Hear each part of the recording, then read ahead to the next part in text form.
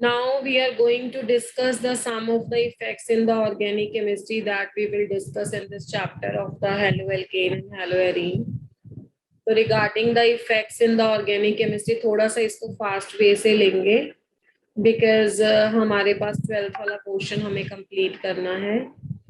तो regarding the effects in organic chemistry सबसे पहला effect जो हम study करेंगे that effect is called as an inductive effect. Now what is this inductive effect? Inductive effect क्या होता है? जो भी आपका कोवलेंट बॉन्ड है, whenever the covalent bond is formed between the two same species, whenever the covalent bond is formed between the two same species, मुझे ये लिखना नहीं चाहिए because आपको देख के पता लग जाएगा, आपने केमिकल बॉन्डिंग अभी पढ़ रखा है, ठीक है. यानी कि अगर कोवलेंट बॉन्ड आपका दो एटम्स के बीच में है, एक जैसे एटम्स के बीच में है, तो जैसे कि आपको मैंने पोलर नॉन पोलर भी ऑर्गेनिक में बताया था, तो आपको पता है, तो that bond is a safe, जिसको हम बोलते हैं 100% कोवलेंट बॉन्ड है ना. This is a 100% covalent bond and the type of the molecule is called as a homodiatomic molecule. और अगर आपका कोवलेंट बॉन्ड तो डिफरेंट एटम के बीच में प्रेजेंट होगा, तो जिसकी इलेक्ट्रोनेगेटिविटी ज्यादा होगी, let us suppose, because last class में हमने डिसाइड किया था कि will write this symbol for the electronegativity बेटा. तो अगर आपकी इलेक्ट्रोनेगेटिविटी बी की ज्यादा है इलेक्ट्रोनेगेटिविटी ऑफ ए से, तो आप देखो if your B is a more electronegative than that of the A, तो क्या होगा, ये जो आपका शेयर्ड पेयर ऑफ इलेक्ट्रॉन है वो किसी एक एटम की तरफ जिसकी इलेक्ट्रोनेगेटिविटी ज्यादा है उसकी तरफ डिस्प्लेस हो जाएगा. अब ए और बी में से बी की इलेक्ट्रोनेगेटिविटी ए से ज्यादा है, तो ये बी की तरफ डिस्प्लेस हो जाएगा, तो ये बी पे पार्शियल नेगेटिव चार्ज आ जाएगा और ए पे पार्शियल पॉजिटिव चार्ज आ जाएगा. ठीक है, ये डिस्प्लेस हुआ है. All this effects in the organic chemistry are related to the electron displacement. ठीक है, इसमें इलेक्ट्रॉन्स की क्या होती है, डिस्प्लेसमेंट होती है. इसलिए कई बार इनका बुक्स में नाम फील्ड इफेक्ट्स भी लिखा होता है. ठीक है, फील्ड इफेक्ट क्यों लिखा होता है आपको अभी समझ में आएगा. अभी बिकॉज इस पे चार्ज डेवलप्ड हो गया बेटा, तो इसको बोलते हैं पोलर कैरेक्टर आ गया, तो polar character in the covalent compound, in the covalent compound, covalent compound में पोलर कैरेक्टर डेवलप हो गया. ठीक है, तो ये आपके पास होता है in the case of the दो डिफरेंट वाले मॉलिक्यूल्स में.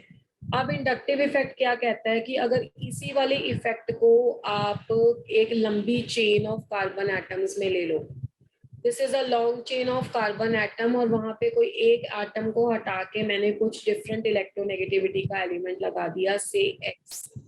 ठीक है, बाकी इसमें वैलेंसी पूरी होगी, डोंट वरी अबाउट दैट. तो आप देखो कि अगर X की इलेक्ट्रोनेगेटिविटी ज्यादा है इलेक्ट्रोनेगेटिविटी ऑफ कार्बन से, तो X की तरफ इलेक्ट्रॉन खिसकने शुरू हो जाएंगे. जो इंडक्टिव इफेक्ट है ना, basically that is proportional to the difference in the electronegativity. अगर आपके पास इलेक्ट्रोनेगेटिविटी दो एटम्स की डिफरेंट है, तो ये इफेक्ट ट्रांसमिट हो जाता है पूरी चेन में. अब क्या होगा कि एक्स कार्बन से इलेक्ट्रॉन खींच लेगा, तो अगर एक्स कार्बन से इलेक्ट्रॉन विड्रॉ करेगा, तो यहाँ पे पार्शियल नेगेटिव चार्ज आएगा और यहाँ पे पार्शियल पॉजिटिव चार्ज आएगा. ठीक है, मैं इसको डैश नहीं लगाती हूँ, मुझे डैश आगे चाहिए होगा.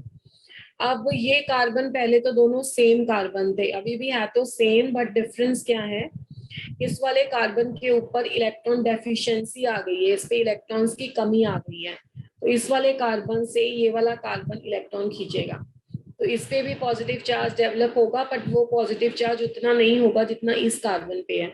उसका रीजन क्या है कि हैलोजन की इलेक्ट्रोनेगेटिविटी कार्बन की इलेक्ट्रोनेगेटिविटी से बहुत ज्यादा होती है, इसलिए हैलोजन के ऊपर इलेक्ट्रॉन खींचने की टेंडेंसी ज्यादा है, ज्यादा नेगेटिव आएगा.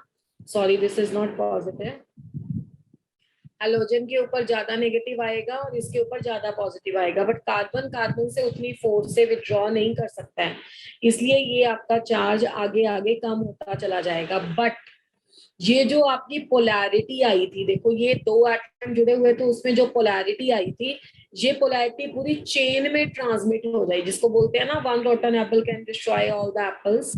तो एक डिफरेंट इलेक्ट्रोनेगेटिविटी के एलिमेंट ने सभी की चेन में भी पोलैरिटी क्रिएट कर दी, सभी में डिफरेंस ला दिया, चार्ज डेवलप करा दिया। तो इस इफेक्ट को बोलते हैं इंडक्टिव इफेक्ट। यानी कि दैट इसको फील्ड इफेक्ट अब क्यों बोलते हैं, बिकॉज इस पे पॉजिटिव चार्ज आया जबकि इसके साथ डायरेक्टली कनेक्टेड नहीं था, ये फील्ड में है, उसके एरिया में है, उसके दायरे में है, that's why these are called as field effect. अगर कोई इफेक्ट इस तरह से कनेक्ट होता है, इस तरह से क्रिएट होता है, जिसमें कुछ डायरेक्टली अटैच्ड स्पीशीज नहीं रहती है, सिर्फ क्या रहता है उसके साथ, उसके फील्ड में कोई ऐसी स्पीशीज होती है, तो that is called as a field effect. तो ये इफेक्ट क्या हो गया, the displacement of the electrons, the displacement of the electrons along the long chain of carbon atoms, along the long chain of carbon atoms, when an atom of different electronegativity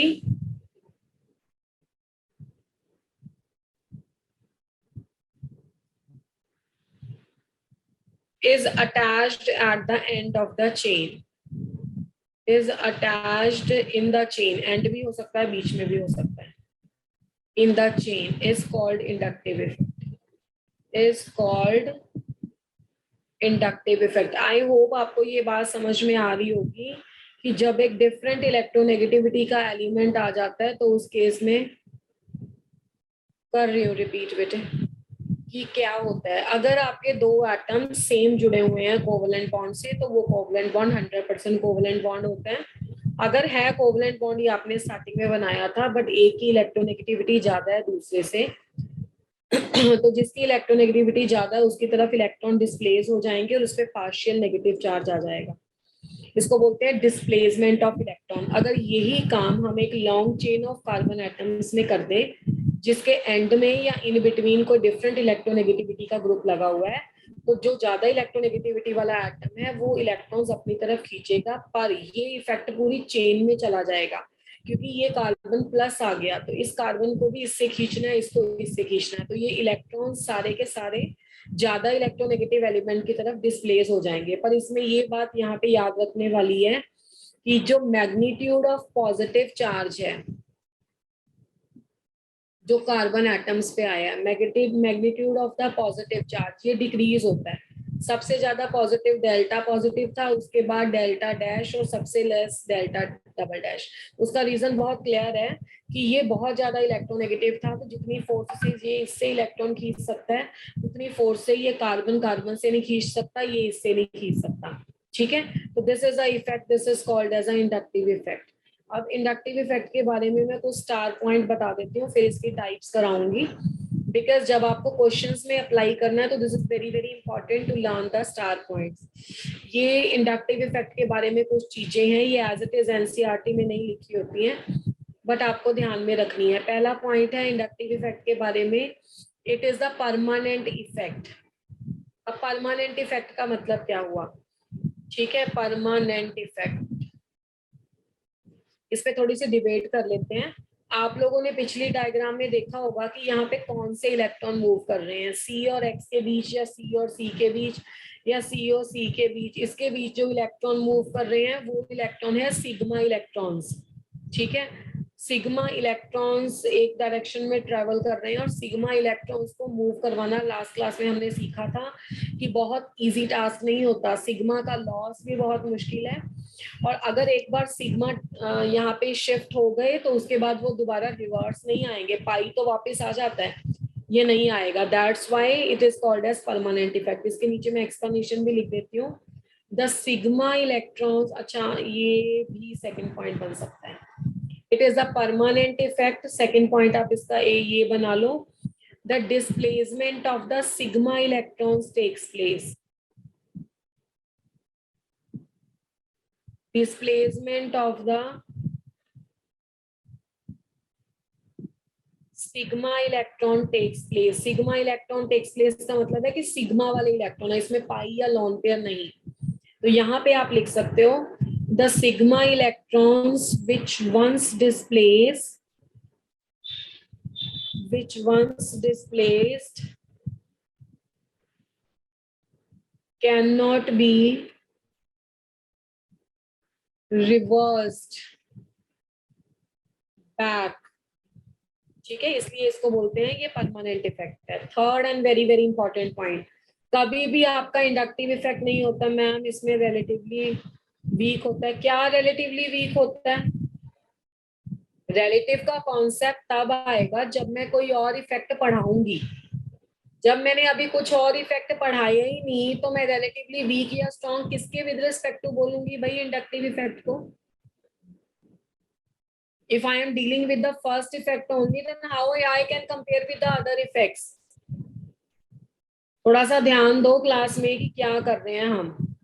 बेटा जब mesomeric hyper conjugation पढ़ेंगे तो last में बताएंगे ना कौन week कौन strong, किसका इंपॉर्टेंस ज्यादा किसका नहीं है। मैं पहले ही बता दूंगी इंडक्टिव इफेक्ट मैंने पढ़ाया, बाकी मैंने अभी बताया नहीं है, ऐसा नहीं होता है ना। Displacement of the sigma electron takes place, और सिग्मा इलेक्ट्रॉन्स बच्चा एक बार डिस्प्लेस हो गए तो वापस नहीं आ सकते हैं। ओके जी। थर्ड पॉइंट है बेटे, देखो इंडक्टिव इफेक्ट का बेस क्या होता है? इंडक्टिव इफेक्ट का बेस होता है डिफरेंस इन द इलेक्ट्रोनेगेटिविटी। जहां भी आपको डिफरेंस इन द इलेक्ट्रोनेगेटिविटी दिखे वहां पे आपको इंडक्टिव इफेक्ट करना है।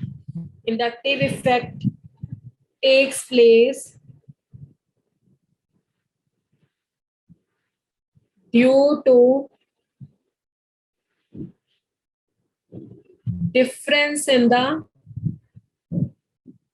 इलेक्ट्रोनेगेटिविटी। जहां पे भी आपको कार्बन में हेटेरो एटम दिखाई दे। लास्ट क्लास में बेटा हमने सीखा था कि कार्बन फैमिली में सी और CH होते हैं, उसमें कोई भी हेटेरो एलिमेंट दिखाई दे तो आपको ये इफेक्ट कर देना है, क्योंकि हेटेरो इफेक्ट हमेशा डिफरेंस इन इलेक्ट्रोनेगेटिविटी वाला होगा, और जहां पे डिफरेंस इन इलेक्ट्रोनेगेटिविटी आया वहां पे ये इफेक्ट होता है। That takes place due to the difference in the electronegativity. And the fourth point is can take place in, कहाँ हो सकता है बेटे? Can take place in saturated and unsaturated compounds both। ये बहुत इंपॉर्टेंट है, कहीं लिखा नहीं होता, तो ये चारों पॉइंट इसके बारे में याद रखने हैं। Can take place in saturated and unsaturated compounds। इसका मतलब क्या हुआ? देखो अगर आप C के साथ हाइड्रोजन लगाओगे सिंगल बॉन्ड में तब भी इंडक्टिव इफेक्ट होगा, है ना? तब भी डिफरेंस इन द इलेक्ट्रोनेगेटिविटी है, इंडक्टिव इफेक्ट होगा।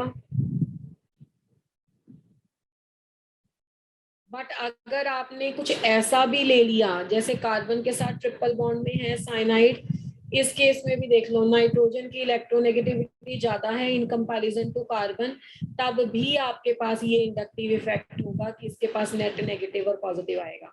तो सैचुरेटेड कंपाउंड्स इनको बोलते हैं जो सिंगल बॉन्ड रखते हैं, अनसैचुरेटेड कंपाउंड्स इनको बोलते हैं जो नॉट सिंगल बॉन्ड रखते हैं। तो सैचुरेटेड एंड अनसैचुरेटेड दोनों केसेस में इंडक्टिव इफेक्ट होता है। बस इंडक्टिव इफेक्ट एक ही चीज पे डिपेंड करता है कि आपके जो दो एलिमेंट हैं उनमें डिफरेंस इन द इलेक्ट्रोनेगेटिविटी होना चाहिए। पांचवा पॉइंट बहुत इंपॉर्टेंट है, ये आप स्किप नहीं करोगे, मैं एंड में लिख देती हूँ। इससे बहुत सारे क्वेश्चन लगेंगे 12th के भी और जेई के भी। वो क्या है? It vanish, it depends upon the distance. It depends upon the distance and vanishes after 3 carbon atoms. Vanishes after 3 carbon atoms. 3 carbon atoms के बाद खत्म हो जाता है। आपने चेक किया पीछे, मैंने सिर्फ 3 ही कार्बन एटम्स बनाए हैं, क्योंकि इसके बाद अगर और कार्बन एटम होगा, आप देखो ना कोई भी डिस्टर्बेंस है यहाँ से शुरू हुई है तो यहाँ पे सबसे ज्यादा होगी, उसके बाद कम हो जाएगी कम हो जाएगी, और देखने में ये आया है कि ये 3 कार्बन एटम के बाद बिल्कुल खत्म हो जाता है। तो जो भी क्वेश्चन का आंसर आप इंडक्टिव इफेक्ट पे दोगे वहां पे ये बात याद रखना कि 3 कार्बन एटम के बाद ये वैनिश हो जाता है। आई एम अगेन रिपीटिंग, ये वाली बातें, ये जो 5 बातें ये एनसीईआरटी में लिखी नहीं हुई हैं, पर जेई का पेपर सॉल्व करने के लिए चाहिए होती हैं। हाँ ये लिखा हुआ है एनसीईआरटी में कि ये परमानेंट इफेक्ट है, सिग्मा इलेक्ट्रॉन मूव करते हैं इसलिए ये टेम्परेरी नहीं हो सकता था, एक बार मूव करके दोबारा अपनी पोजीशन पे नहीं आएंगे। जहां पे भी आपको डिफरेंस इन इलेक्ट्रोनेगेटिविटी दिखा आप करोगे, सैचुरेटेड अनसैचुरेटेड दोनों में करोगे, और डिपेंड करता है डिस्टेंस पे, जैसे जैसे कार्बन एटम का उस एलिमेंट से डिस्टेंस बढ़ता जाता है, जहां पे मोर इलेक्ट्रोनेगेटिविटी है वैसे वैसे ये इफेक्ट कम होता जाता है। तो this is the inductive effect. अब बेटा हम डेफिनेशन भी पढ़ चुके हैं, अब इसके स्टार पॉइंट्स भी पढ़ चुके हैं, अब हम देखेंगे types of the inductive effect. Types of inductive effect. Inductive effect दो टाइप का होता है, it can be of two types. पहले वाले को बोलते हैं इलेक्ट्रॉन रिलीजिंग इंडक्टिव इफेक्ट, और इसको हम बोलते हैं प्लस आई। दूसरे वाले को बोलते, रिलीजिंग को डोनेटिंग भी लिखा होता है कई बार, एक ही बात है। दूसरा है इलेक्ट्रॉन विड्रॉइंग इंडक्टिव इफेक्ट।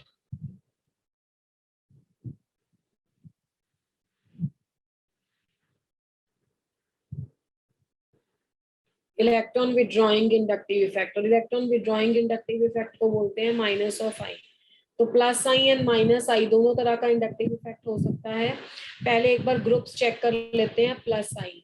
ठीक है, तो जो भी आपका प्लस आई इफेक्ट होगा, हमेशा याद रखो, अगर आपका कार्बन, मैं शॉर्ट में डायग्राम बना भी देती हूँ, कार्बन किसी ऐसे एलिमेंट से जुड़ा है जिसकी इलेक्ट्रोनेगेटिविटी कार्बन से कम है, मतलब इलेक्ट्रोनेगेटिविटी ऑफ कार्बन अगर ग्रेटर देन है इलेक्ट्रोनेगेटिविटी ऑफ सिलिकॉन से, तो जिसकी इलेक्ट्रोनेगेटिविटी ज्यादा है वो तो इलेक्ट्रॉन खींचेगा ना अपनी तरफ। और आप सोचो सिलिकॉन ने, मेन तो हमारी फैमिली कौन सी है, हमारी फैमिली कार्बन वाली है, तो हम इफेक्ट किसका चेक करेंगे, सिलिकॉन का चेक करेंगे। ये हिट्रो है, बाहर वाला एलिमेंट है, तो इसको क्या बोला जाएगा कि ये कैसा इफेक्ट दे रहा है, प्लस आई इफेक्ट।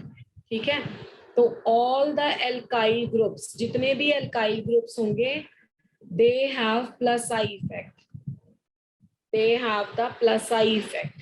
कार्बन के साथ सिलिकॉन लगा होगा तब भी प्लस आई होगा, मतलब सिलिकॉन बाहर वाला है, हम उसका इफेक्ट चेक करेंगे कि वो कार्बन को इलेक्ट्रॉन दे रहा है या ले रहा है। अब ये कार्बन था, इस कार्बन के साथ मान लो 3 एल्काइल ग्रुप लगे हुए हैं, तो अगर एक कार्बन के साथ 3 एल्काइल ग्रुप लगे हुए हैं तो इसको 3 डिग्री बोलते हैं। 3 डिग्री मतलब इस कार्बन के अकॉर्डिंग 3 कार्बन और लगे हैं, और इस कार्बन पे 2 कार्बन लगे हुए हैं, एक हाइड्रोजन लगा हुआ है और एक वैलेंसी छोड़ दिया, ये ग्रुप का नाम है। और इस कार्बन एटम पे 2 हाइड्रोजन लगे हुए हैं, एक CH3 लगा हुआ है, तो ये 1 डिग्री 2 डिग्री हो गया ये, क्योंकि ये 2 के साथ जुड़ा था, ये 1 डिग्री हो गया। और ये भी आपके पास 0 डिग्री बोलते हैं इसको, सारे इसमें हाइड्रोजन है। तो जितने ज्यादा एल्काइल ग्रुप लगे होंगे उतना ज्यादा प्लस आई इफेक्ट होगा। इसको एरो ऐसे डालते हैं, मतलब ये इलेक्ट्रॉन डोनेट करेंगे कार्बन को, तो इसका प्लस आई इफेक्ट सबसे ज्यादा है, इसका सबसे कम है। तो ये आपके पास आ गया order of the plus I effect. तो इस बात को याद रखेंगे, जितने ज्यादा एल्काइल ग्रुप लगे हुए हैं उतना ज्यादा प्लस आई इफेक्ट है। और कैसे चेक करोगे प्लस आई है या माइनस आई है, उसके लिए आपको शॉर्टकट बता दिया। अगर आपके पास कोई एलिमेंट, किस चीज को रिपीट कर दूं बेटा, I am still repeating it, what ever I have done again I am saying it, जो आपने लिखा है ना दोबारा मैं वही बोल रही हूँ। अगर किसी एक कार्बन एटम के पास ज्यादा एल्काइल ग्रुप लगे हुए हैं तो वो इलेक्ट्रॉन रिलीज करेगा। अविनाश फिर वही बात, माइनस आई तो बेटा मैंने अभी कराया ही नहीं है, और प्लस आई मैं अभी रिपीट कर रही हूँ। और बताओ आप क्या चाह रहे हो, डोंट वरी अबाउट दैट, हर किसी चीज को 2-3 बार मैं बता ही रही हूँ, आप टेंशन मत लो। प्लस आई इफेक्ट का मतलब है जब कोई ग्रुप इलेक्ट्रॉन रिलीज करे, कार्बन को इलेक्ट्रॉन रिलीज करे। कार्बन को इलेक्ट्रॉन रिलीज करने के लिए 2 पहचान है। अगर तो कोई ग्रुप लगा हुआ है उसकी इलेक्ट्रोनेगेटिविटी कार्बन से कम है, जैसे सिलिकॉन की इलेक्ट्रोनेगेटिविटी कार्बन से कम है, तो कार्बन की तरफ इलेक्ट्रॉन रिलीज हुए, उसने कार्बन को इलेक्ट्रॉन डोनेट किए, तो हम बोलेंगे सिलिकॉन का प्लस आई इफेक्ट है। दूसरी पहचान है, जितने भी अल्काइल ग्रुप होते हैं उन सभी का प्लस आई इफेक्ट होता है। और प्लस आई इफेक्ट कैसे चेक करेंगे, जैसे एक कार्बन है, इसके साथ 3 कार्बन और लगे हुए हैं, तो 3 डिग्री कार्बन बोलेंगे इसको टर्शरी। इस कार्बन के साथ 2 कार्बन और लगे हुए हैं, इसको 2 डिग्री बोलेंगे। इस कार्बन के साथ 1 कार्बन और लगा हुआ है, इसको 1 डिग्री बोलेंगे। इस कार्बन के साथ सारे हाइड्रोजन लगे हुए हैं, इसको 0 डिग्री बोलेंगे। तो जिस कार्बन के साथ जितने अल्काइल ग्रुप ज्यादा लगे हुए हैं वो उतने ज्यादा इलेक्ट्रॉन इस कार्बन की तरफ रिलीज करेंगे। जिस कार्बन की तरफ रिलीज करेंगे उस कार्बन को मैंने स्टार लगा दिया है, उतना ज्यादा प्लस आई इफेक्ट होगा। प्लस आई का मतलब है कोई ग्रुप आपके इलेक्ट्रॉन दे रहा है कार्बन को। Now the second type of the inductive effect is a minus I effect. Minus I effect को जैसे कि मैंने पहले बताया, नाम पहले बताया, अभी वैसे नहीं बताया था। This is called as a electron withdrawing inductive effect and this is a minus sign. Electron withdrawing का मतलब होता है कि इलेक्ट्रॉन खींचने वाला, ठीक है।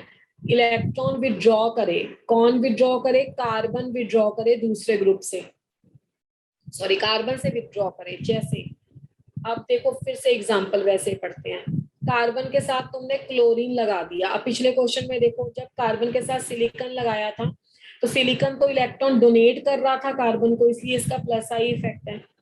यहाँ पे देखो क्लोरीन लगाया, अब इलेक्ट्रोनेगेटिविटी क्लोरीन की ज्यादा होती है इलेक्ट्रोनेगेटिविटी कार्बन से, तो क्लोरीन इलेक्ट्रॉन खींचेगा कार्बन से। अब हम कार्बन के विद रिस्पेक्ट टू देखें तो कार्बन से ये इलेक्ट्रॉन विड्रॉ कर रहा है, तो इस ग्रुप को बोला जाएगा कि इसका माइनस आई इफेक्ट है। आप इसको ऐसे भी याद कर सकते हो, अगर किसी ग्रुप की इलेक्ट्रोनेगेटिविटी या किसी एटम की इलेक्ट्रोनेगेटिविटी कार्बन से ज्यादा है तो वो विड्रॉ करेगा, कार्बन से कम इलेक्ट्रोनेगेटिविटी है तो वो रिलीज करेगा। तो ये कार्बन से ज्यादा इलेक्ट्रोनेगेटिव है, ये कार्बन से इलेक्ट्रॉन अपनी तरफ खींच रहा है, यहाँ पे ये नेगेटिव हो जाएगा, कार्बन प्लस हो जाएगा, तो इसे बोलते हैं माइनस आई इफेक्ट। अब कौन कौन से ग्रुप माइनस आई इफेक्ट देते हैं? All the groups which has, चलो है भी लिखो, ग्रुप्स लिखो, which have the atoms joined to the carbon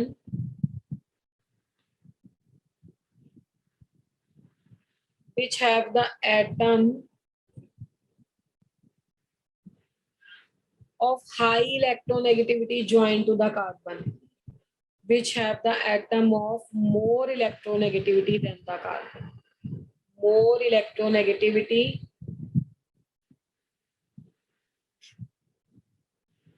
than the carbon। मतलब अगर कार्बन के साथ ऑक्सीजन अटैच है, कार्बन के साथ नाइट्रोजन अटैच है, कार्बन के साथ फ्लोरीन अटैच है, कार्बन के साथ क्लोरीन अटैच है, कार्बन के साथ ब्रोमीन अटैच है, ये सारे के सारे ग्रुप कार्बन से इलेक्ट्रॉन अपनी तरफ खींचेंगे, क्योंकि आपको पता है कि इन सब की इलेक्ट्रोनेगेटिविटी कार्बन से ज्यादा है। तो ये माइनस आई है सारा, ये सारे क्या है? माइनस आई है, बिकॉज ये सारे कार्बन से इलेक्ट्रोनेगेटिव, कार्बन से इलेक्ट्रॉन अपनी तरफ खींच रहे हैं। अब इसमें ग्रुप्स कौन कौन से हो सकते हैं? जिनमें फर्स्ट एटम ये हो, जैसे OH हो सकता है, NO2 हो सकता है, हैलोजन हो सकता है, OCH3 हो सकता है, ठीक है, हैलोजन हो सकता है, C डबल बॉन्ड OH हो सकता है, C डबल बॉन्ड O, क्योंकि ये माइनस है, ये इलेक्ट्रॉन खींचेगा ना, ये ऊपर चला जाएगा, नेगेटिव पॉजिटिव, पॉजिटिव हो गया तो खींचेगा, ये वैलेंसी इसलिए छोड़ी हुई है कि ये कार्बन के साथ लगेगा, ये हो सकता है। या आपका सल्फर का कोई ग्रुप हो सकता है, या आप मान के चलो कि कोई भी ऐसा एटम जो ऑक्सीजन वगैरह से, साइनाइड हो सकता है, ये सारे के सारे इलेक्ट्रॉन खींचेंगे कार्बन से, तो ये सब माइनस आई की कैटेगरी में आते हैं,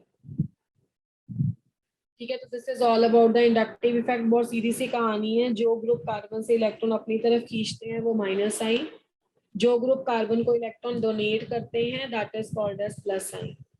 इज दैट क्लियर बेटा? Yes ma'am. ओके जी, ओके ओके। अब उसके बाद है applications of inductive effect. Inductive effect का हमें फायदा कहाँ कहाँ पे है?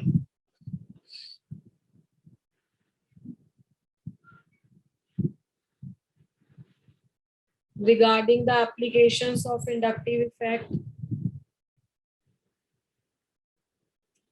पहली बात है बेटा determination, comparison of acidic character of carboxylic acid, ये 12th में भी आएगा। Comparison of acidic character of carboxylic acids. Carboxylic acids का एसिडिक कैरेक्टर को कंपेयर करने के लिए भी इंडक्टिव इफेक्ट का यूज होता है। पहले तो चेक करें कि कार्बोक्सिलिक एसिड्स एसिड होते क्या हैं। CH3 C double bond OOH, ये कार्बोक्सिलिक एसिड की एग्जांपल है। इसको एसिटिक एसिड बोलते हैं। एसिटिक एसिड इसका कॉमन नेम है। अगर इसका IUPAC नेम देखो तो इसका IUPAC नेम है ethanoic acid. This the IUPAC name of this compound. तो एसिटिक एसिड या इथेनोइक एसिड ये IUPAC नेम है। ठीक है, अब अगर इसका एसिडिक कैरेक्टर देखोगे तो ये क्या है, H+ जो चीज रिलीज करती है वो एसिड होती है। तो ये देखो, ये इससे इलेक्ट्रॉन खींच लेगा, इसमें एक इसका है एक इसका है, दोनों खींच लेगा तो इसके पास ऐसे दोनों इलेक्ट्रॉन आ जाएंगे। अब इलेक्ट्रॉन गिनो 1 2 3 4 5 6 7, ये नेगेटिव हो जाएगा, ये प्लस हो जाएगा। तो इसको बोलते हैं एसीटेट आयन, या IUPAC में बोलते हैं इथेनोएट आयन।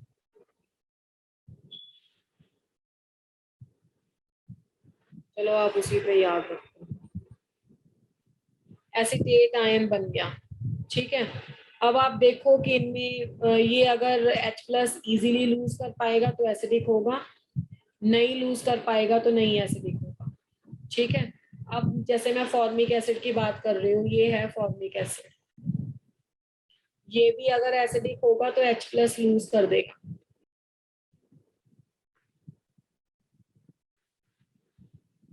अब इसका एक नाम है फॉर्मिक एसिड, ये कॉमन नेम है, और इसका IUPAC नेम है मिथेनोइक एसिड।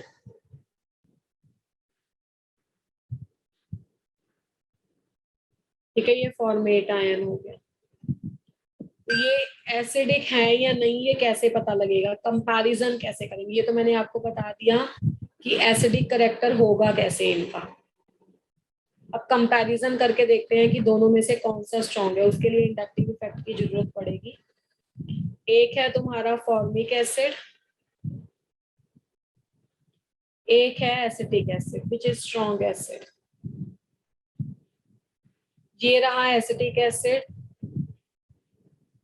अगर ये H+ लॉस जल्दी करता है तो ये स्ट्रॉन्ग एसिड है, अगर ये H+ लॉस जल्दी करता है तो ये स्ट्रॉन्ग एसिड। आप देखो इसको ध्यान से, इस वाले में ये वाला जो ग्रुप है CH3 वाला, इसका +I इफेक्ट होता है। अगर इसका +I इफेक्ट है, मैंने अभी आपको पढ़ाया कि सारे अल्काइल ग्रुप का +I इफेक्ट होता है, पढ़ाया था ना। ये देखो देखो, all the alkyl groups have the +I effect. तो CH3 का कौन सा इफेक्ट है यहाँ पे, सबका +I है। जितने भी अल्काइल ग्रुप्स होते हैं सबका +I इफेक्ट होता है। तो अगर इसका +I इफेक्ट होगा तो यहाँ से तो इलेक्ट्रॉन यहाँ खिसक जाएंगे, यहाँ पे प्लस चार्ज आ जाएगा। प्लस का मतलब है इलेक्ट्रॉन की कमी, तो ये ऑक्सीजन से खींचेगा, ऑक्सीजन हाइड्रोजन से खींचेगा। और ये वाले कार्बन को इलेक्ट्रॉन ये सप्लाई कर रहा है, तो इसको फिर ऑक्सीजन से खींचने की जरूरत ही नहीं है। तो ये ऑक्सीजन से नहीं खींचेगा, ऑक्सीजन हाइड्रोजन से नहीं खींचेगा, यानी कि जितने भी +I इफेक्ट वाले ग्रुप होंगे ये कार्बोनिल कार्बन को अपने आप इलेक्ट्रॉन दे देंगे, उसको फिर ऑक्सीजन से खींचने नहीं पड़ेंगे, इसलिए उसका एसिडिक कैरेक्टर कम हो जाएगा। इसमें तो कोई ऐसा ग्रुप ही है नहीं है। तो अगर हम कंपेयर करें एसिडिक कैरेक्टर को, तो एसिडिक कैरेक्टर फॉर्मिक एसिड का ज्यादा होगा HCOOH, और एसिटिक एसिड का कम होगा। तो इससे हमें क्या चीज समझ आई कि एसिडिक कैरेक्टर इनवर्सली प्रोपोर्शनल होता है +I इफेक्ट के, यानी कि जितना ज्यादा +I इफेक्ट होगा उतना कम एसिडिक कैरेक्टर होगा। उसका रीजन क्या है, फिर से सुन लो। कार्बोनिल ग्रुप दोनों में सेम है, ये इधर जाएगा ये इधर जाएगा। इसको ऑक्सीजन से इलेक्ट्रॉन खींचने हैं, ऑक्सीजन को हाइड्रोजन से इलेक्ट्रॉन खींचने हैं। पर प्रॉब्लम कहाँ पे आ गई कि यहाँ पे ये ग्रुप तो इसको खुद ब खुद इलेक्ट्रॉन दे रहा है, तो इसको तो फिर किसी से खींचने की रिक्वायरमेंट ही नहीं है। तो H+ का लॉस बहुत मुश्किल होगा इसमें। तो जितने भी इलेक्ट्रॉन रिलीज करने वाले ग्रुप होंगे वो एसिडिक कैरेक्टर को कम कर देंगे। इसलिए मैंने यहाँ पे लिख दिया है कि acidic character is inversely proportional to +I। अब देख लेते हैं -I। जैसे आपके पास आ गया Cl CH2COOH, इसको बोलते हैं chloro acetic acid. This is called as a chloroacetic acid and this is CH3COOH.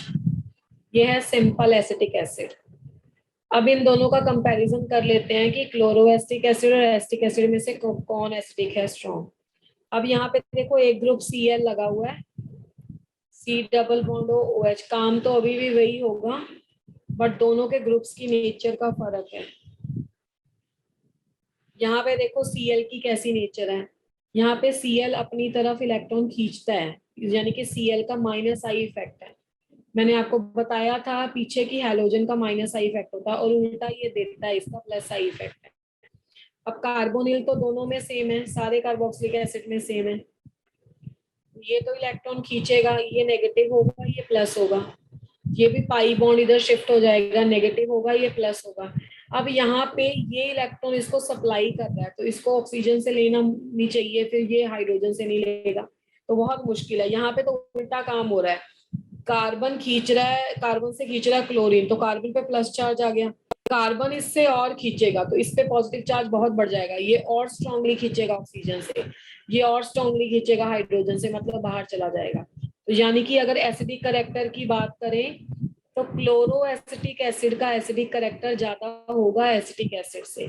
इससे हमें एक बात और समझ में आई कि जो आपका एसिडिक करेक्टर होता है that is directly proportional to minus of I effect, minus of I effect के डायरेक्टली प्रोपोर्शनल है।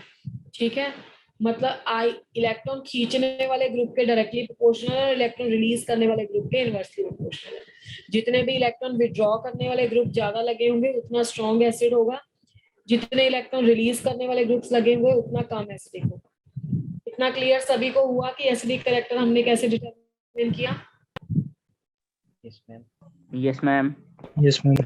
ओके बेटा, अब सेकंड है एप्लीकेशन इसकी, comparison of the basic character. Comparison of the basic character of the amines, ये भी 12th में आएगा, लास्ट चैप्टर ऑर्गेनिक में क्वेश्चन सेम, मतलब यही इफेक्ट यूज होगा। Comparison of the basic character of amines, amines का बेसिक कैरेक्टर कैसे कंपेयर करेंगे? ठीक है बेटा, एमीन्स क्या होती हैं? पहले तो आप अमोनिया ही देख लो, NH3 लास्ट क्लास में भी पढ़ा था, इसको अमोनिया बोलते हैं। और ये हो गया C2H5NH2, इसको बोलते हैं इथाइलमीन।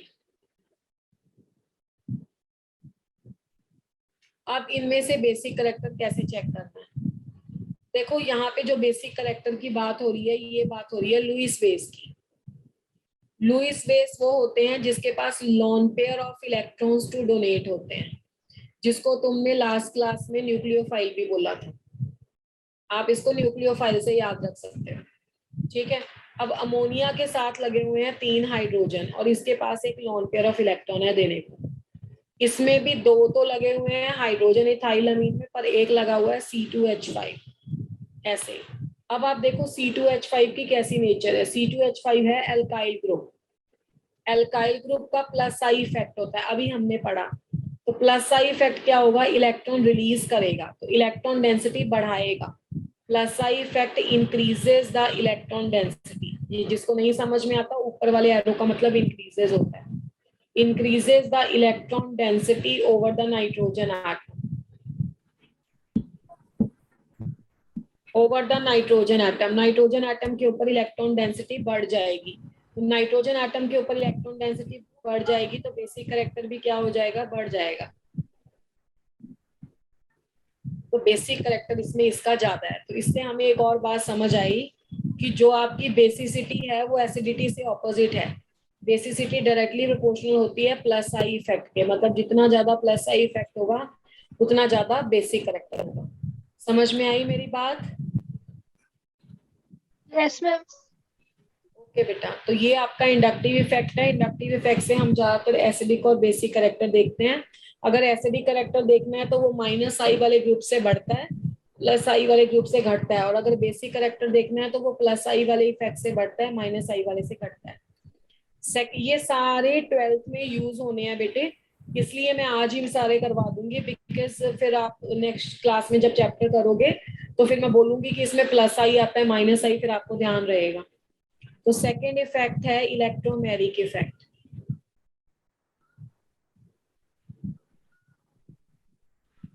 Now what is this electromeric effect? Electromeric effect बहुत आसान है, ये बिना कराए भी आपको आता ही होगा, कोई इसमें मुश्किल नहीं है। इलेक्ट्रोमेरिक इफेक्ट के बारे में मैं एक दो बातें लिख देती हूँ पहले ही। स्टार पॉइंट देखो, ये जो स्टार पॉइंट है ये आपको एनसीईआरटी में डायरेक्ट नहीं मिलेंगे, किसी नोट से ही आपको करना पड़ेगा, बिकॉज इसी से ही आप पे क्वेश्चन लगते हैं। बेटा आपको म्यूट पे रहना है, otherwise everybody please be on. That was a Nidhi Bhardwaj who was on unmute. I have just muted her. बच्चा अगर आप अनम्यूट रहोगे और बीच में आवाज आएगी तो सबकी पढ़ाई खराब होगी। यहाँ पे ना I am writing the here 3 points, that 3 points are very important बेटा। And what are these 3 points? See सबसे पहले तो इलेक्ट्रोमेरिक इफेक्ट होता है अनसैचुरेटेड कंपाउंड में। आपने देखा होगा कि इंडक्टिव इफेक्ट के बारे में मैंने बोला था, इट्स ओके बेटा, इंडक्टिव इफेक्ट के बारे में मैंने बोला था कि वो सैचुरेटेड अनसैचुरेटेड दोनों में होगा। बस आपको इस बात पे ध्यान देना है कि वहां पे क्या है, इलेक्ट्रोनेगेटिविटी का डिफरेंस है। इलेक्ट्रोमेरिक बहुत आसान है, it occurs only in the case of unsaturated compound. It occurs only in the cases of unsaturated compound जिसमें पाई बॉन्ड होता है। अनसैचुरेटेड कंपाउंड्स यानी कि मैं लिख देती हूँ ब्रैकेट में जिसमें पाई बॉन्ड होता है, ठीक है। दूसरी बात, इट इज टेम्परेरी इफेक्ट। ये टेम्परेरी इफेक्ट है as it is related to movement of pi electron, और पाई इलेक्ट्रॉन अपनी जगह पे वापस आ जाते हैं। चलो ये पॉइंट बाद में लिखते हैं, it is temporary effect. Third point है, it takes place in the presence of attacking reagent only. It takes place in the presence of attacking reagent only.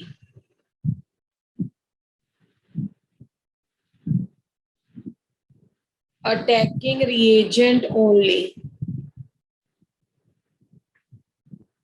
When the attacking reagent is removed,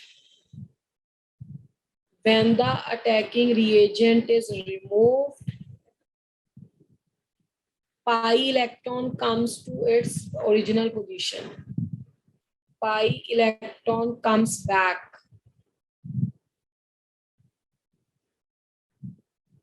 to their initial position. ठीक है बेटा, तो ये आपका हो गया electromeric effect. देखते हैं कैसे होता है। जैसे देखो मेरे पास कुछ ऐसे है, सी डबल बॉन्ड सी ऐसे करके कुछ कंपाउंड है। इस कंपाउंड में तुमने कोई अटैकिंग रिएजेंट डाला। देखो अटैकिंग रिएजेंट न्यूक्लियोफाइल भी हो सकता है, अटैकिंग रिएजेंट इलेक्ट्रोफाइल भी हो सकता है, ठीक है। ये अटैकिंग रिएजेंट है, ये दोनों में से कुछ भी हो सकता है। तो पहली बात तो इसमें पाई इलेक्ट्रॉन शिफ्ट होते हैं, सिग्मा इलेक्ट्रॉन नहीं शिफ्ट होते। वैसे भी आपको पता है कि अगर सिग्मा और पाई दोनों हो तो कौन शिफ्ट होता है?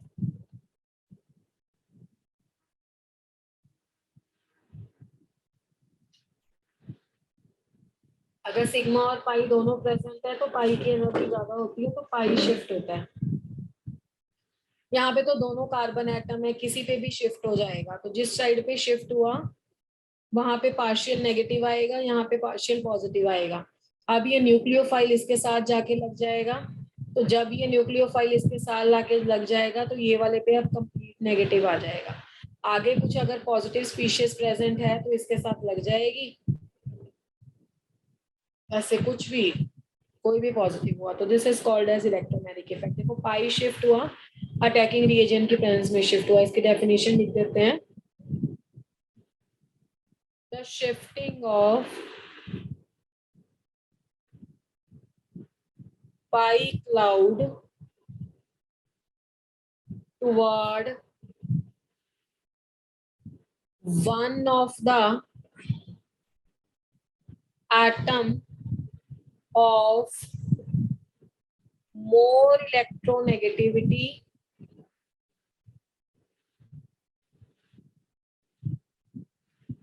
joined by the pi bond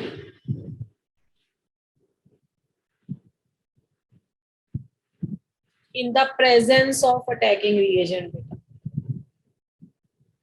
In the presence of attacking reagent.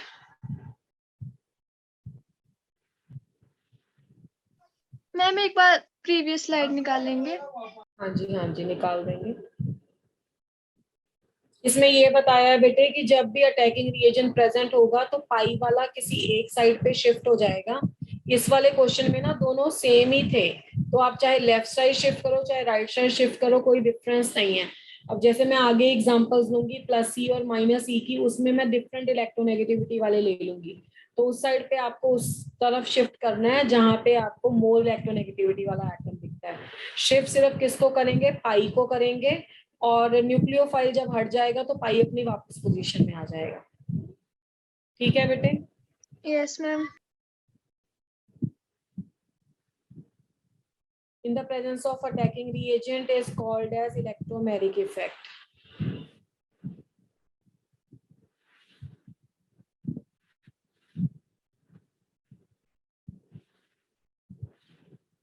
ठीक है जी, उसके बाद है types of electromeric effect.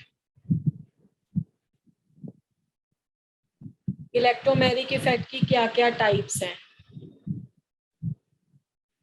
Inductive effect की तरह इसकी भी दो टाइप है, one is called as plus E effect, other is called as minus E effect. इसका कुछ कोई खास डिफरेंशिएशन नहीं है, मतलब इजी सा ही है ये। जैसे मान लो कार्बन के साथ ऑक्सीजन आ गया, ठीक है, और मैंने अटैक H+ से करवा दिया। अब ये क्या है, इलेक्ट्रोफाइल है ना। या इस केस में ले लो कि कार्बन के साथ ऑक्सीजन आ गया और मैंने अटैक साइनाइड से करा दिया, ये क्या है, न्यूक्लियोफाइल। अब देखो क्या होगा कि अब तो श्योर है कि ऑक्सीजन की तरफ पाई क्लाउड शिफ्ट होगा, क्योंकि काम तो वही है ना कि ज्यादा इलेक्ट्रोनेगेटिव की तरफ होगा, पर होगा पाई। तो यहाँ पे पार्शियल नेगेटिव आएगा, यहाँ पे पार्शियल पॉजिटिव आएगा। तो आप देखो कि ये H कहाँ पे जाएगा, H उसी साइड पे जाएगा ना जहाँ पे नेगेटिव है, तो यानी कि COH और ये प्लस बन जाएगा। ठीक है। अब क्या हुआ, अगर आपका अटैकिंग रिएजेंट उसी साइड पे शिफ्ट होता है जिस साइड पे पाई शिफ्ट हुआ, पाई भी इस साइड पे शिफ्ट हुआ राइट, और अटैकिंग रिएजेंट भी इसी साइड पे ज्वाइन हुआ, तो उसको बोलते हैं प्लस ई। तो आप लिख सकते हो कि when the attacking reagent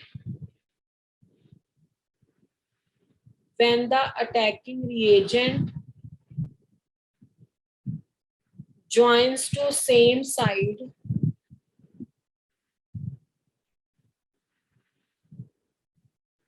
to which pi cloud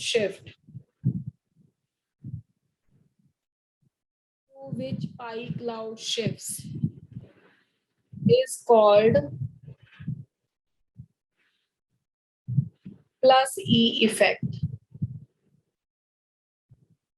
अब आगे देखो इस साइड पे क्या होता है, इस साइड पे आप पहले करोगे तो इसी साइड पे शिफ्ट, पर प्रॉब्लम ये है कि ये नेगेटिव है, ये इस साइड जाएगा।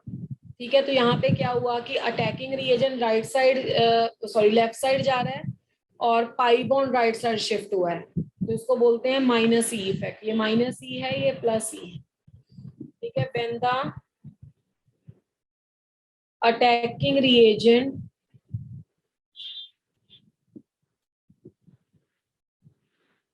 joins to opposite side to which pi cloud shift is called as minus E effect. तो इज दैट क्लियर? प्लस ई और माइनस ई कैसे लिखते हैं, सबको क्लियर है? Yes ma'am. अब इसका कोई बहुत ज्यादा रोल नहीं है, मतलब बहुत इजी सा इफेक्ट है, आप बड़े आराम से पाई को शिफ्ट कर दोगे और दूसरे को लगा दोगे। चलिए, अब ये हो गए दो इफेक्ट। थर्ड इफेक्ट करते हैं हाइपर कॉन्जुगेशन।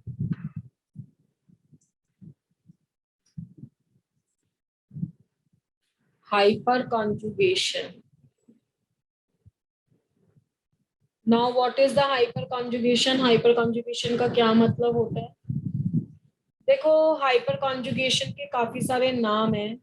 जैसे एक तो इसे बोलते हैं नो बॉन्ड रेजोनेंस, नॉन नहीं no, this is also called as a no bond resonance. एक इसका नाम है, इसको बोलते हैं Baker Nathan rule. Baker Nathan rule इसलिए बोलते हैं कि बेकर और नाथन नाम के साइंटिस्ट ने ये किया था डिस्कवर। अब हाइपर कॉन्जुगेशन की पहले डेफिनेशन देख लेते हैं, फिर उसके बाद पढ़ेंगे इसको। द फिनोमिना ऑफ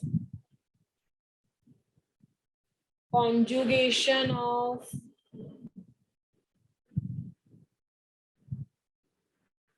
या तुम इसे डोनेशन ऑफ भी लिख सकते हो। Electrons of alpha C H bond, ये सबसे आसान है, बस गिनना और कर देना है। रेजोनेटिंग स्ट्रक्चर बनाने की कोई रिक्वायरमेंट नहीं है। आपको क्लास में लास्ट तक देखना होता है कि क्या क्वेश्चन है, इसमें क्या करना है। ऐसे नहीं है कि बीच में आप लोग छोड़ दो, फिर आपको समझ नहीं आएगा बेटे पूरा concept. The phenomena of the conjugation of the electrons of alpha C H bond toward unsaturated part भी हो सकता है सिस्टम का,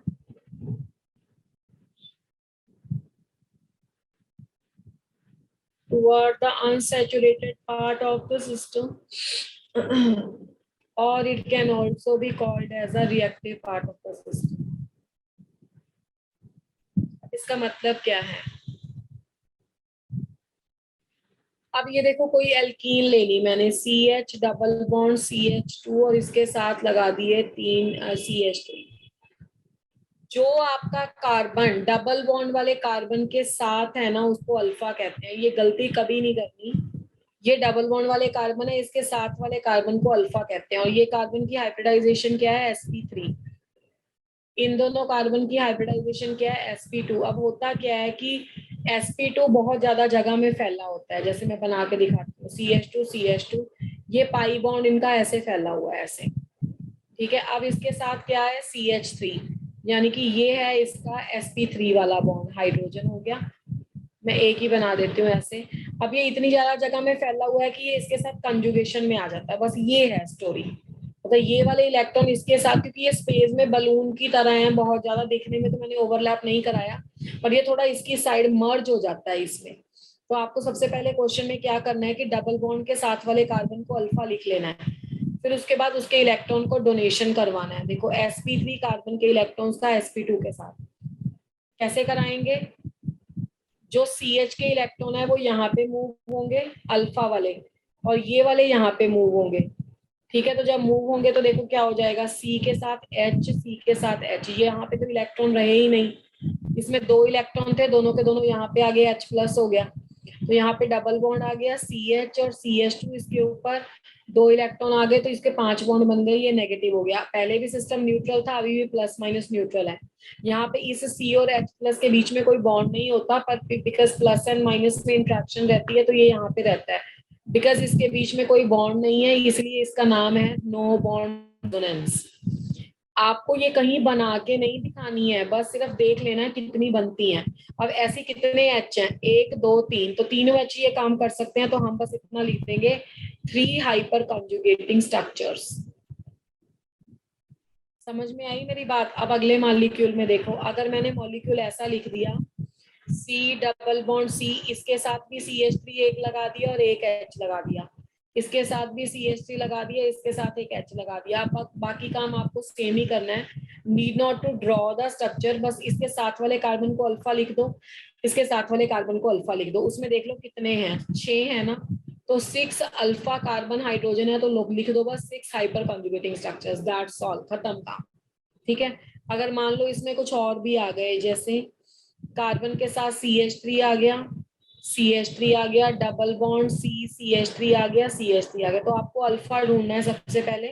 डबल बॉन्ड वाले कार्बन के साथ ये अल्फा, ये अल्फा, ये अल्फा, ये अल्फा, तो कितने आ गए? 3 6 9 12, तो 12 अल्फा कार्बन हाइड्रोजन बॉन्ड है। तो बोल देंगे 12 hyper conjugating structures are possible, that's it बस। बाकी आपको पता है कि more the number of resonating structures, more the number of resonating structures, more will be the stability of the compound, more will be the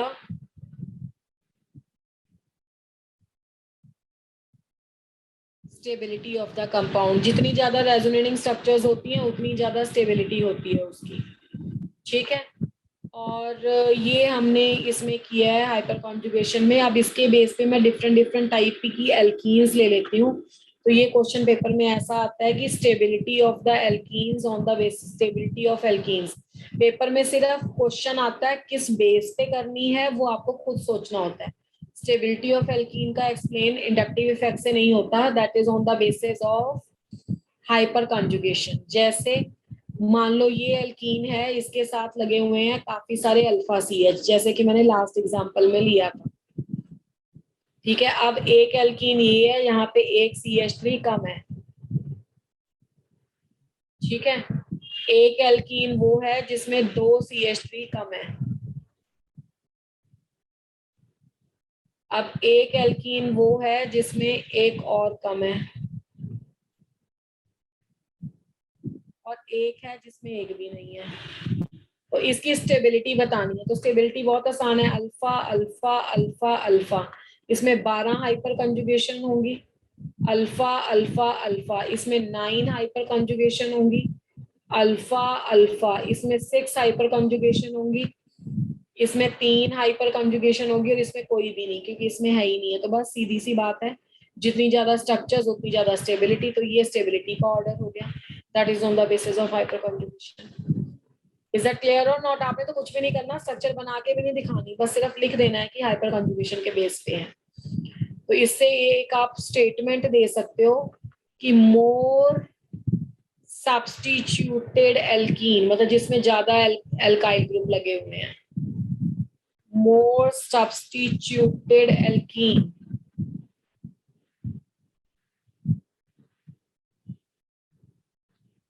has more stability. इससे आप free radical की भी एक्सप्लेन कर सकते हो स्टेबिलिटी, कार्बोकटाइन की भी explain कर सकते हो, सबकी। बस मैं एक शॉर्ट में आपको बता देती हूँ। जैसे मान लो आपके पास कार्बोकटाइन आ गया, ठीक है। अब डबल बॉन्ड नहीं आया, इसलिए मैंने डेफिनेशन में reactive part of the system लिखा था। यहाँ पे देखो, यहाँ पे आ गया आपके पास ये भी कार्बोकटाइन है बेटा, इसमें मैं एक एक CH3 कम करती जा रही हूँ, एक ये आ गया और एक लास्ट में ये आ गया।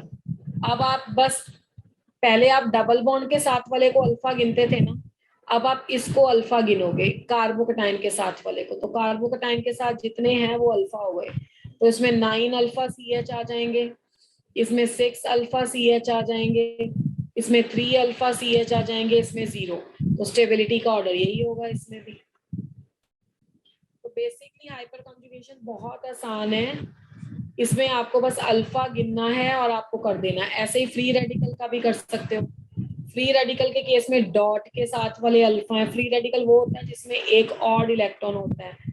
कार्बोकटाइन वो होता है जिसमें कार्बन के ऊपर पॉजिटिव चार्ज होता है। कार्बन के ऊपर पॉजिटिव चार्ज क्यों होता है? क्योंकि कार्बन के पास कितने बॉन्ड बने होते हैं? 3 बॉन्ड बने होते हैं, इसलिए उस पर पॉजिटिव चार्ज आ जाता है। यहाँ पे सारे के सारे हाइड्रोजन है। अब इसमें फ्री रेडिकल के बेस पे देख लो, ये अल्फा ये अल्फा ये अल्फा ये अल्फा ये अल्फा ये अल्फा, तो इसमें भी स्टेबिलिटी ऑर्डर वही आएगा। तो ये बहुत आसान इफेक्ट है, बस आपको देख लेना है कि हाइपर कॉन्जुगेशन को याद रखना है। जहां पे भी आपका डॉट है या प्लस है या एल्कीन है, बस ये 3 ही चीजें हैं जिससे आप एक्सप्लेन कर सकते हो इसकी स्टेबिलिटी। क्लियर है ये आपको? Yes ma'am. Yes, ma'am. Okay okay. Ma'am. तो इसके साथ हमारा हाइपर कॉन्जुगेशन भी खत्म है। फोर्थ इफेक्ट है हमारा मीजोमेरिक इफेक्ट। मीजोमेरिक इफेक्ट के बारे में कुछ पॉइंट्स लिख देते हैं। पहला पॉइंट है, it occurs in the case of unsaturated conjugated systems. पिछले वाले में तो इलेक्ट्रोमेरिक में तो सिर्फ अनसैचुरेटेड ही चाहिए था, इसमें अनसैचुरेटेड भी चाहिए और कॉन्जुगेटेड भी चाहिए। It occurs in the case of unsaturated conjugated systems, conjugation मतलब डबल सिंगल वैसे वाला, कॉन्जुगेटेड सिस्टम्स पहली बात, ठीक है। तो यहाँ पे कौन से इलेक्ट्रॉन मूव होंगे, movement of lone pair and the pi electron takes place. और सबसे इंपॉर्टेंट बात इसकी क्या है, खासियत क्या है इसकी, कि it is not distance dependent, it is not distance dependent. ये इसकी एक बात बहुत इंपॉर्टेंट है। और ये भी इसकी इंपॉर्टेंट है कि it does not operate at Meta position. आप स्ट्रक्चर्स बना के देखोगे जैसे आगे उसमें करेंगे तो आपको पता लगेगा। परमानेंट पोलराइजेशन ही नहीं होता है इसमें, बता रही हूँ अभी, आप चेक करो सारे पॉइंट, आपको अपने क्वेश्चंस का आंसर मिल जाएगा। It is not the distance dependent fact, it does not operate at Meta, operate at Meta. जहां जहां पे आपका आएगा पाई इलेक्ट्रॉन या लॉन पेयर का मूवमेंट, वहां वहां पे आपका रेजोनेंस आएगा और रेजोनेटिंग स्ट्रक्चर्स बनेंगी। और जहां पे आपकी रेजोनेटिंग स्ट्रक्चर्स बनेंगी वहां पे परमानेंट का कोई सवाल पैदा नहीं होता है, वहां पे हाइब्रिड स्ट्रक्चर का कंसेप्ट आता है कि मिली जुली सरकार। जैसे ये देखो बेंजीन में तुम बोलते हो ना, ये भी स्ट्रक्चर हो सकती है और ये भी स्ट्रक्चर हो सकती है, तो फिर इसमें परमानेंट कुछ नहीं बोलते हैं, दोनों सही है। तो यहाँ पे रेजोनेंस होता है, जहां पे भी नॉन बॉन्डिंग और लॉन पेयर वाली बात आएगी ना, वहां पे रेजोनेंस होगा, रेजोनेंस होगा तो उसकी उसमें परमानेंट नहीं आएगा, परमानेंट सिर्फ वही है जहाँ पे सिग्मा बॉन्ड आता है, जहां पे पाई आया वहां पे टेम्परेरी आएगा। तो ये कुछ पॉइंट है इसके। अब इसको समझाने के लिए कोई ज्यादा प्रॉब्लम नहीं है, बिकॉज आपने लास्ट क्लास में जीओसी जैसे पढ़ा था ना, वैसे ही करना है। मैं थोड़ा सा आपको करना देती हूँ, let me check it out कि तुम्हें कितना याद है लास्ट का काम। आपको स्ट्रक्चर नंबर ए में रेजोनेंस करके बताना है, स्ट्रक्चर नंबर 2 में रेजोनेंस करके बताना है, मतलब एम लगा के बताना है जैसे मैंने बताया। स्ट्रक्चर नंबर 3 में भी तुम्हें यही काम करना है, स्ट्रक्चर नंबर डी में भी यही काम करना है, और स्ट्रक्चर नंबर ई में भी यही करना है।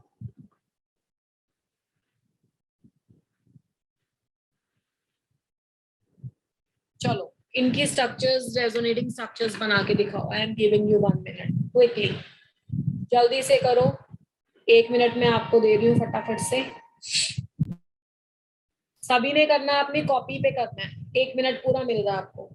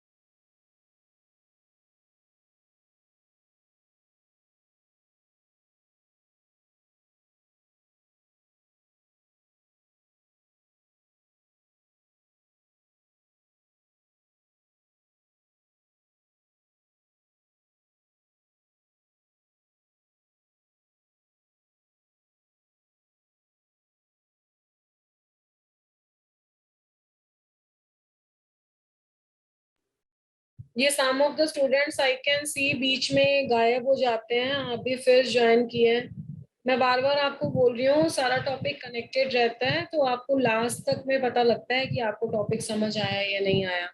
2 से 3 बच्चे, I don't know whether it is due to the network issue और एनीथिंग एल्स, 2 से 3 स्टूडेंट आई कैन सी कि they were not there in the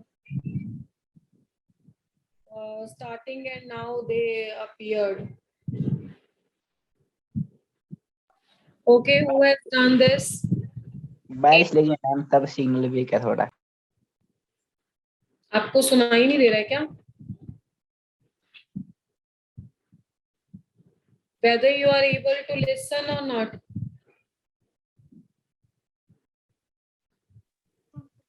first का सॉल्यूशन किया किसी बच्चे ने?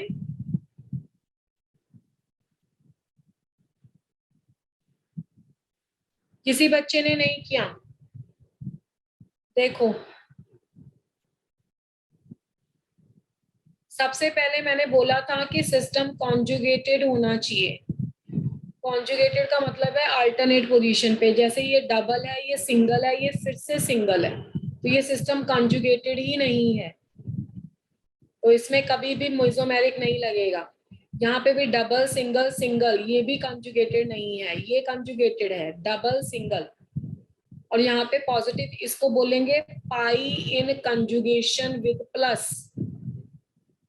चार्ज के साथ कंजुगेशन में होना चाहिए ना, pi in conjugation with plus.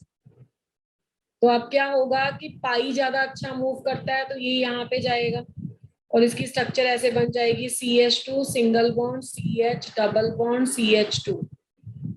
Okay, तो यहाँ पे आएगा प्लस,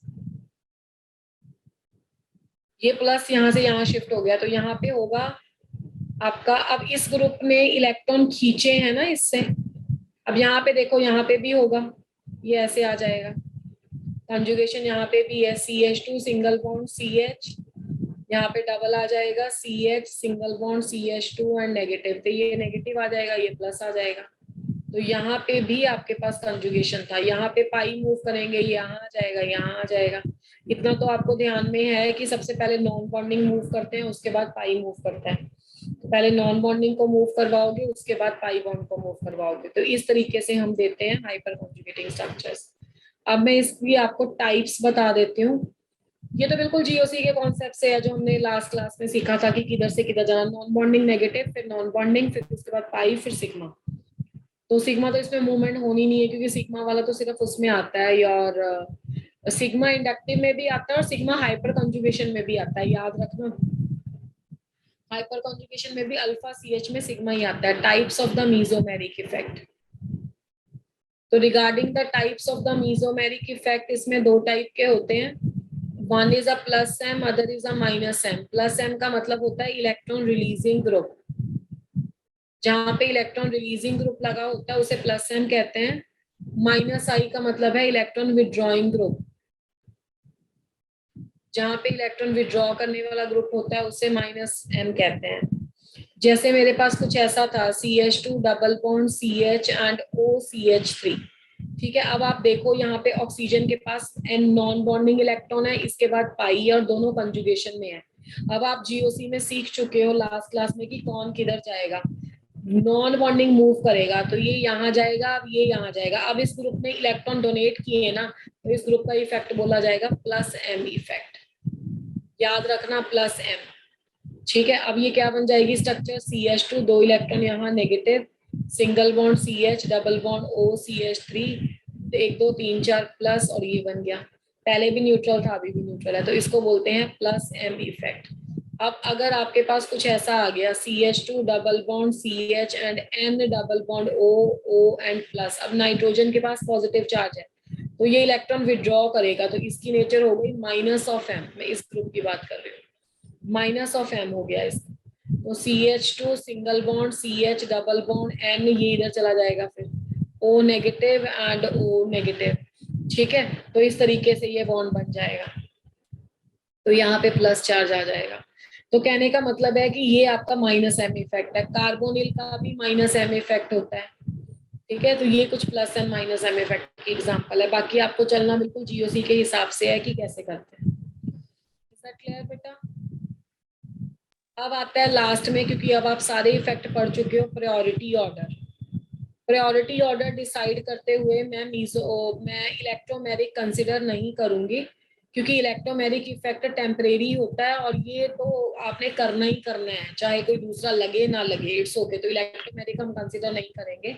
बाकी आपके पास 3 इफेक्ट बचते हैं। एक इफेक्ट आपके पास बचता है मेसोमेरिक इफेक्ट, एक इफेक्ट आपके पास बचता है हाइपर कॉन्जुगेशन इफेक्ट, और एक आपके पास बचता है इंडक्टिव इफेक्ट। इसको आप बहुत ध्यान से ऑब्जर्व करो। इंडक्टिव इफेक्ट में कौन से इलेक्ट्रॉन जाते हैं, सिग्मा के इलेक्ट्रॉन, और सिग्मा कौन से, CC के इलेक्ट्रॉन। हाइपर कंजुगेशन में कौन से जाते हैं, सिग्मा के, पर सिग्मा कौन से जाते हैं, CH के। मीजोमेरिक में या तो नॉन बॉन्डिंग नेगेटिव जाते हैं, या नॉन बॉन्डिंग के जाते हैं, या पाई के जाते हैं। अब आप खुद ही सोच लो कौन से इलेक्ट्रॉन का मूवमेंट आसान है, कौन से इलेक्ट्रॉन का मूवमेंट आसान होता है, मीजोमेरिक इफेक्ट का। इसलिए मीजोमेरिक इफेक्ट की प्रायोरिटी हाइपर कंजुगेशन से ज्यादा होती है और इंडक्टिव इफेक्ट से भी ज्यादा होती है। इंडक्टिव इफेक्ट की प्रायोरिटी मिनिमम होती है। मोस्ट ऑफ द टाइम बच्चे क्या करते हैं, एग्जाम में सिर्फ इंडक्टिव इफेक्ट देख के आंसर मार देते हैं, जबकि इंडक्टिव इफेक्ट की प्रायोरिटी सबसे कम होती है। ठीक है, तो अगर ये प्लस में देखा जाए तब भी प्लस एम की प्रायोरिटी सबसे ज्यादा है, फिर प्लस एच सी की होती है, फिर प्लस आई की होती है। अगर यही इफेक्ट माइनस में भी देखा जाए तो माइनस आई की ज्यादा होती है, फिर माइनस एच सी की होती है, फिर माइनस आई की होती है।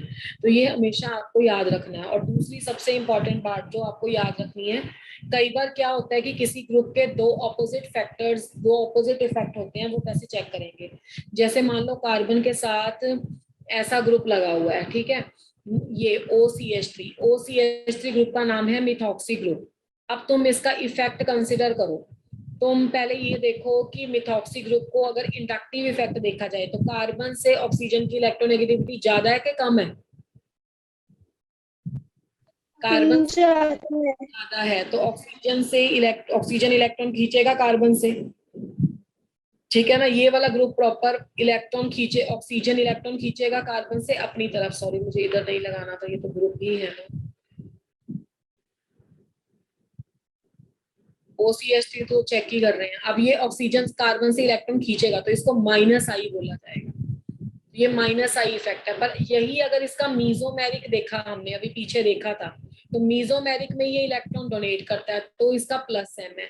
तो अगर ऐसे क्वेश्चन तुम्हें पेपर में आए कि OCH3 का एम में प्लस है और आई में माइनस है, तो तुमने खुद से सोच लेना है कि एम की प्रायोरिटी ज्यादा होती है आई से, तो तुम इसका कौन सा कंसिडर करोगे, माइनस एम। ठीक है, हमेशा याद रखना मिथॉक्सी ग्रुप का माइनस प्लस एम ज्यादा होता है। हम नाइट्रो ग्रुप की तरफ देख लो, नाइट्रो ग्रुप जब कार्बन के साथ लगा होता है तो ये प्लस होता है, तो इलेक्ट्रॉन अपनी तरफ खींचता है, यानी कि इंडक्टिव में भी माइनस है और लॉन पेयर भी खींचता है अपनी तरफ, तो यानी कि ये वैसे भी माइनस है। तो ये एम और आई दोनों में माइनस है।